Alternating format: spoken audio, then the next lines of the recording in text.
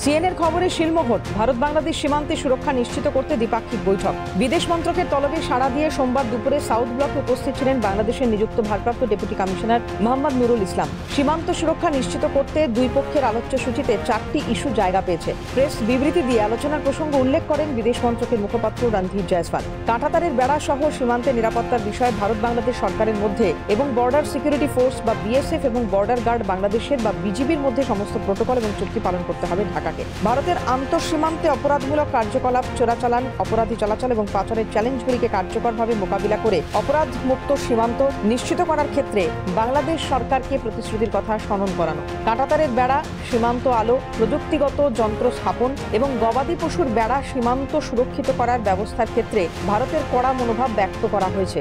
ভারত প্রত্যাশা ব্যক্ত করে জানিয়েছে যে বাংলাদেশের আগের সব সমঝোতা বাস্তবায়িত করবে এবং আন্তঃসীমান্ত অপরাধ মোকাবিলায় একটি সহযোগিতামূলক পন্থা গ্রহণ করবে। ঘটনাচক্রে ভারত বাংলাদেশ সীমান্তে সুরক্ষা নিশ্চিত করতে তৎপর হয়েছে বিএসএফ। সীমান্ত চোরাচালান ও অনুপ্রবেশ বন্ধে কাঁটাতার বসাতে গিয়ে বিজিবির বাধার মুখে পড়তে হয়েছে সীমান্তরক্ষী বাহিনীকে। যদিও সীমান্ত উত্তেজনার দায়ে দিল্লির ঘাড়ে চাপিয়ে রবিবার ভারতের হাই কমিশনার প্রণয় বর্মাকে ডেকে পাঠায় বাংলাদেশের পররাষ্ট্র মন্ত্রক। কাঁটাতার ইস্যুতে সীমান্তে যাতে কোনো বিরূপ ঘটনা না ঘটে সেই বিষয়ে অবহিত করতেই তাকে তলব করা হয়েছিল বলে সূত্রের খবর। এই উদ্যোগে প্রশ্নের মুখে ইউনূস সরকারের পদক্ষেপ। এবার পাল্টা কূটনৈতিক চাপ তৈরিতে দিল্লিতে নিযুক্ত বাংলাদেশের হাই কমিশনারকে ডেকে সমঝে দিল ভারত, দাবি করছেন আন্তর্জাতিক সম্পর্ক বিশেষজ্ঞরা।